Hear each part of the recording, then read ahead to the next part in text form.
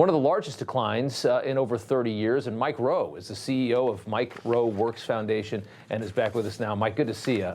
It was a really big gamble trying to completely reconfigure a $30 trillion economy. You know, and he's taken a lot of political heat for what he's trying to do here, but we're starting to see the benefits, aren't we?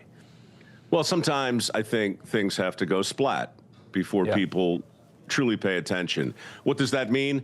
Well, reasonable people might have different opinions. Personally, I think when you see 7.6 million open jobs that can't be filled, that's going to get your attention. At least it should. When you see 7 million able-bodied men who have chosen not only not to work, but not to look for work, that'll get your attention. $1.7 trillion in outstanding student debt, that'll get your attention. And of course, the self-inflicted implosion in the Ivies, that's impossible to ignore. Meanwhile, trade schools are growing. Community colleges are growing. And this idea that the technology was going to come and completely upend the blue-collar chunk of our workforce, well, there are some threats, and there's definitely going to be an impact. But right now, the smart money seems to be looking at AI and the disruption it's going to cause in the white-collar part of our workforce. So, look, I'm not wishing disruption on anyone, but for 17 years, we've been awarding work ethic scholarships for the next generation of plumbers and steam fitters and pipe fitters and mechanics and welders. And I'm telling you, Rob, we had more people this year in our enrollment program to apply, 10 times what we did last year. That means something somewhere has happened on a seismic level. Yeah, it certainly does, and it makes a lot of sense too. Because people, you talk to people that got out. I mean, think about how many lawyers this country spits out every single year, and so many of them can't. I mean, what are all these lawyers doing is what I want to know. I spoke to somebody that runs a law firm the other day, and they said how quickly AI is going to replace so many of the smaller jobs inside of a law firm, and jobs like that, they are going to start disappearing. But what you guys are supporting here, and you're giving $5 million for this an ethics scholarship for people who want to get a 4-year degree in a skilled trade. You know, these are the kinds of jobs that are pretty much AI-proof, right? Well, I don't think anything is ultimately going to be invincible to the AI. It's going to come at us in fits and starts. But we really haven't changed. MicroWorks was founded on Labor Day in 2008 as a PR campaign for the very jobs you're describing.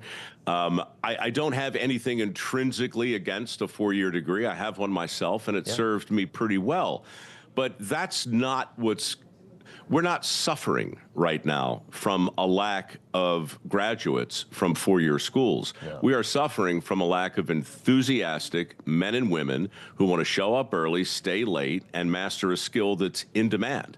And that need has widened. That gap has widened. And this will sound hyperbolic, but I swear I'm telling you the truth. Not a week goes by that I don't get a phone call from somebody at the top of the food chain of some industry. Could be automotive. They're looking for 80,000 people right now in collision repair and technicians. Energy is more like 300,000. Electricians, 500,000. It just goes on. And it's like a memo went out. Not just to the news agencies, but to governors and to CEOs. People are paying attention, and something has shifted, for sure. Yeah, and these are oftentimes very good paying jobs. You know, they don't have that reputation. People think, oh, I got to get a 4-year degree to get a good paying job. No, you can learn how to fix something, and then you can start a business, and you can have a damn nice life.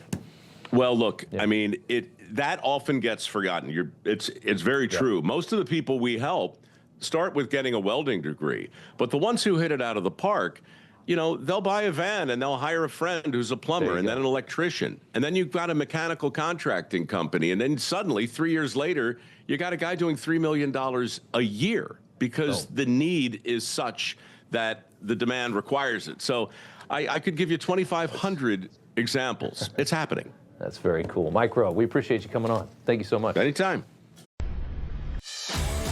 He loves the Constitution. He fights for what's right. He hates the bad guys. He's a freedom warrior. He's your freedom warrior. Watch Carl Higbie every weekday on Newsmax.